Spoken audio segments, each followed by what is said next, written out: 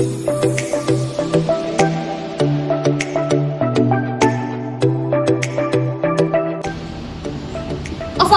warahmatullahi wabarakatuh. Kami mahasiswa dari Institut Agama Islam dan Budaya Fakultas Syariah dan Hukum Islam, Prodi Hukum Tata Negara semester 5 kelompok 2. Video ini dibuat untuk memenuhi salah satu tugas ujian akhir semester pada mata kuliah legislasi di Indonesia dengan dosen pengampu Ibu Ana Rahmasyam, SSY MH. Kami dari kelompok 2 pada kesempatan kali ini akan memaparkan materi terkait dengan latar belakang lahirnya regulasi, dasar atau landasan hukum berlakunya regulasi, bentuk perubahan dan perbedaan atas regulasi, tujuan pembentukan regulasi, serta penjelasan tambahan terkait dengan regulasi yakni Undang-Undang Nomor 7 Tahun 1989 tentang Peradilan Agama.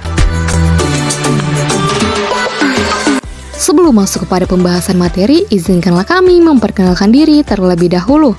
Yang pertama ada Muhammad Syaiful Haq dengan NIM 742352020043. Berikutnya ada Fahria Ismail dengan NIM 742352020035. Yang berikutnya ada Astia Latifanur dengan NIM 742352020046. Dan yang selanjutnya ada Andi Prita Andini dengan NIM 742352020044. Dan yang terakhir ada Aldi Fitra Rahman dengan NIM 01184088. Kami dari kelompok 2 akan memaparkan materi Undang-Undang Nomor 7 Tahun 1989 tentang Peradilan Agama. Kewenangan mengadili yang diberikan kepada Pengadilan Agama melalui Peraturan Pemerintah Nomor 45 Tahun 1957 berupa penyelesaian sengketa dalam perkawinan, perceraian dan rujuk, waris, hadana, wakaf, hibah dan sedekah. Sebagai konsekuensi berupa pengadilan pribumi yang telah ada di daerah-daerah tertentu di Indonesia melebur dan bertransformasi menjadi pengadilan agama. Kedudukan pengadilan agama dalam sistem peradilan di Indonesia sebagai lembaga yang independen dilakukan dengan lahirnya Undang-Undang Nomor 7 Tahun 1987 tentang Pengadilan Agama.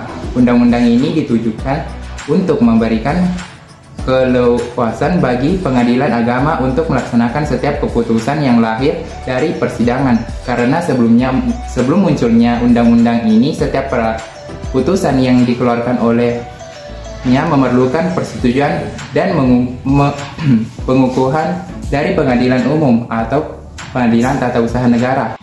Pertimbangan Undang-Undang Nomor 7 Tahun 1989 tentang Peradilan Agama bahwa negara Republik Indonesia sebagai negara hukum yang berdasarkan Pancasila dan Undang-Undang Dasar 1945 bertujuan mewujudkan tata kehidupan bangsa yang sejahtera, aman, tentram, dan tertib. Bahwa untuk mewujudkan tata kehidupan tersebut dan menjamin persamaan kedudukan warga negara dalam hukum diperlukan upaya untuk menegakkan keadilan, kebenaran, ketertiban, dan kepastian hukum yang mampu memberikan pengayoman kepada masyarakat. Bahwa salah satu upaya untuk menegakkan keadilan, kebenaran, ketertiban, dan kepastian hukum tersebut adalah melalui peradilan agama sebagaimana yang dimaksud dalam Undang-Undang Nomor 14 Tahun 1970 tentang ketentuan-ketentuan pokok kekuasaan kehakiman. Dasar Hukum Undang-Undang Nomor 3 Tahun 2006 tentang perubahan atas Undang-Undang Nomor 7 Tahun 1989 tentang Peradilan Agama, Pasal 20, Pasal 21, Pasal 24, dan Pasal 25 Undang-Undang Dasar Negara Republik Indonesia Tahun 1945. Undang-Undang Nomor 14 Tahun 1985 tentang Mahkamah Agung sebagaimana telah diubah dengan Undang-Undang Nomor 5 Tahun 2004 tentang perubahan atas Undang-Undang Nomor 14 Tahun 1985 tentang Mahkamah Agung, Lembaran Negara Republik Indonesia Tahun 2004 Nomor 9, tambahan Lembaran Negara Republik Indonesia Nomor 4359.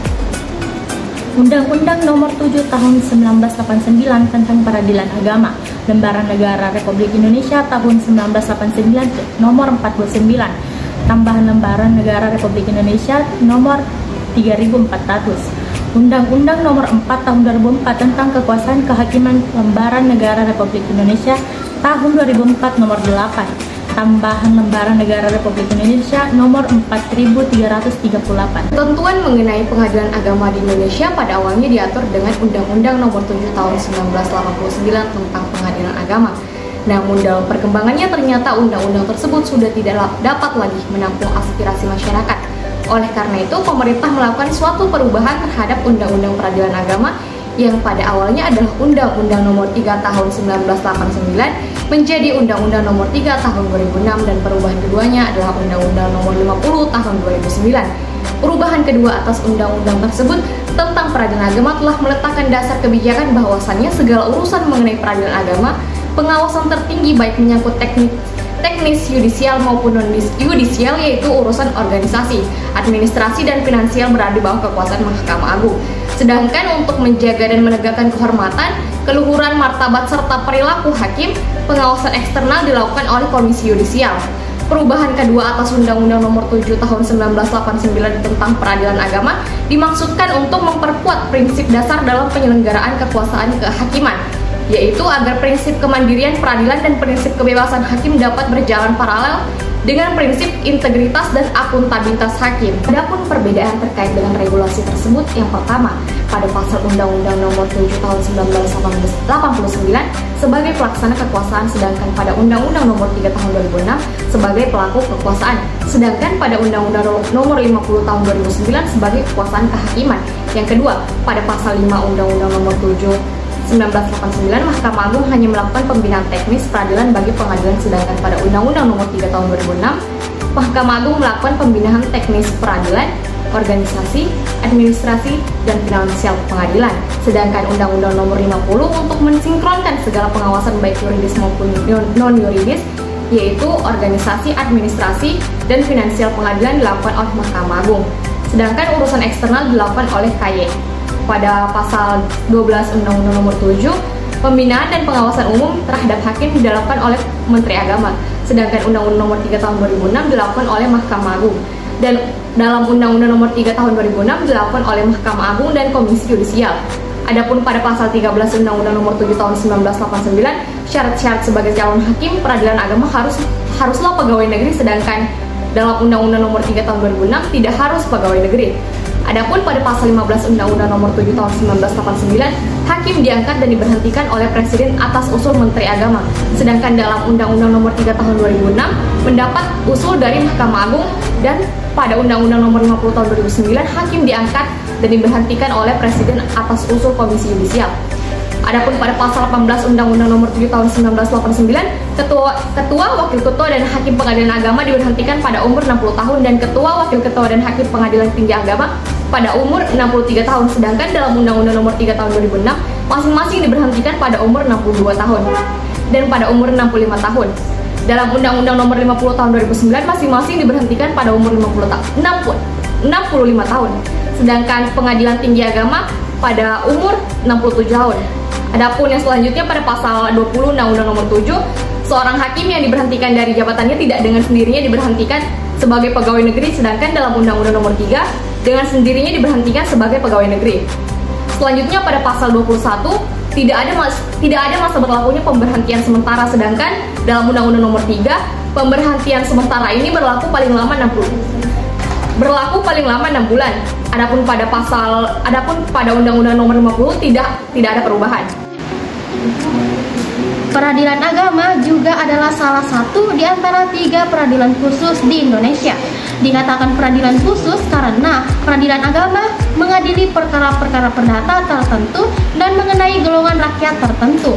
Dalam struktur organisasi, peradilan agama ada peradilan agama dan peradilan tinggi agama yang secara langsung bersentuhan dengan penyelesaian perkara di tingkat pertama dan banding sebagai manifestasi dari fungsi kekuasaan kehakiman. Kekuasaan kehakiman di lingkungan peradilan agama dilaksanakan oleh pengadilan agama dan pengadilan tinggi agama. Peradilan agama bertugas dan berwenang memeriksa, memutus, dan menyelesaikan perkara-perkara antara orang-orang yang beragama Islam di bidang perkawinan, waris, wasiat, hibah, wakaf, zakat, infak, dan sedekah, dan ekonomi syariah sebagaimana telah diatur dalam pasal 49 Undang-Undang Nomor 3 Tahun 2006 tentang perubahan atas Undang-Undang Nomor 7 Tahun 1989 tentang peradilan agama. Fungsi peradilan agama antara lain yaitu fungsi mengadili, judicial power, dan fungsi pembinaan, fungsi pengawasan, fungsi nasihat, dan fungsi administratif, dan fungsi lainnya melakukan koordinasi dalam pelaksanaan tugas hisab dan rakyat dengan instansi lain yang terkait seperti DBAK, MUI, Ormas Islam, dan lain-lain, serta pelayanan penyuluhan hukum, pelayanan riset, penelitian, dan sebagainya, serta memberi akses yang seluas-luasnya bagi masyarakat dalam era keterbukaan dan transparansi informasi peradilan, sepanjang diatur dalam keputusan Ketua Mahkamah Agung Republik Indonesia nomor 144 tahun 2007 tentang keterbukaan informasi di pengadilan.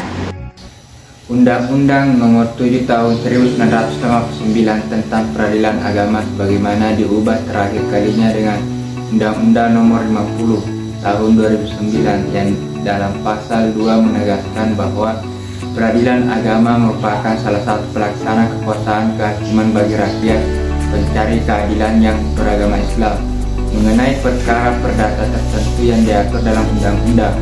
Adapun wewenang atau yang sering disebut kompetensi, wewenang pengadilan agama ditegaskan dalam pasal 49 ayat 1 Undang-Undang Nomor 7 Tahun 1989 yang berbunyi pengadilan agama bertugas dan berwenang memeriksa, memutus, dan menyelesaikan perkara-perkara di tingkat pertama antara orang-orang yang beragama Islam di bidang A. Perkawinan, B. Kewarisan, wasiat, dan hibah yang dilakukan berdasarkan hukum Islam, C. Wakaf dan sedekah.